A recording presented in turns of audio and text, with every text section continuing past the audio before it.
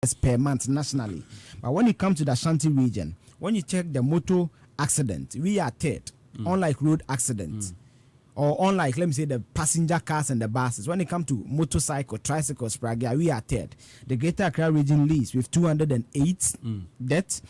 Eastern region comes with 146 deaths, and I will explain why. The Ashanti region comes third with 126 motor-related deaths. The reason is that Accra uses more of the Okada, the two cycle, the two tires, the two-wheelers. The two-wheelers, yeah. Yes, because of that. So when you do the average for Ashanti region, it means that every month you are recording at least 14 deaths. 14 deaths related to the motorcycles, aboboya, and tricycles. But nationally, we are recording some 98 deaths averagely for the national score. But Ashanti region is 14. David, so if you have 30 days, 14 deaths, it means that there's a little bit of alarming. Let me just move from some of the grim statistics to the positive side.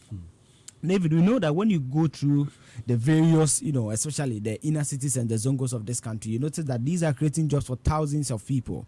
When you even go to the rural communities, an SVD report with the Netherlands government says that the biggest source of employment for many people in the rural and peri-urban settlement after farming. And David, I've been to Mansour-Dubi a couple of times, and clearly you can see that there's evidence there. Most of the issues, if they are not farming or into Galamsey, are into the operation of some of these tricycles. Again, they say that the motorcycles are also used to cut cash crops from the farm gate to most of these markets. And it's clear, because how many of our cars can ply even Mansour-Dubi roads? Yesterday they were demonstrating. No car can go to Mansour-Datano to bring cocoa to, let's say, in Kranza or even Pichi. It's these aboboyes that do some of these carrying. And indeed, one of the persons who's done some research work into that area is with us in the studios of Love 99.5, and he's written a beautiful article, and he'll be sharing his thoughts on this one as well, because years ago, what we used to do on the farmlands was to use the truck, the one that we push. So we put the farm produce on it and we push them. But this time around, the tricycles are helping.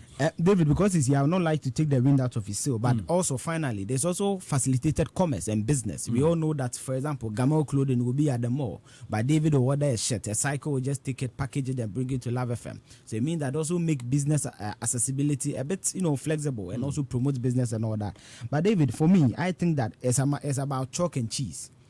You have the bitter sweet side, and you have the sweet side, you have the negative side. For me, I would say that let's legalize it and let's restrict some of these things, especially from the highway. For example, when you take the Edgesu Road, there's the N6 highway.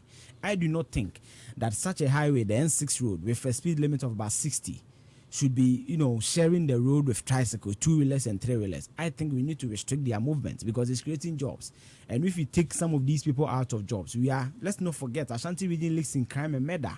And people, when you read it from the likes of Dr. Jones Opokuai, they've actually researched to back the claim that the ban on illegal mining in Galamsey, which was also creating jobs for several people, has a certain effect on the increase in crime in the region. So we should be careful not to say that we are just banning them totally, but let's legalize and restrict their movement. So David, finally, I prefer you use the word regulate.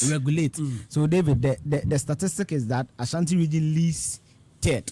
Or we are third in nationally when it comes to motorcycle deaths. We are averaging 14 deaths per month in 2021. But we should also know that the death of motor-related deaths are increasing when you check the numbers from 2019 to current. All right, thanks very much, Eugene Osei-Tutu, and stay with me a while longer because we'll be doing a few more things. Dr. Williams Aka is with us in the studios of Love 99.5. Doc, good morning to you. Good morning, David. So good morning you've done some work in this area, and I'd like to start by asking you, how useful would you say they have been to our society? And I'm talking about the use of these motor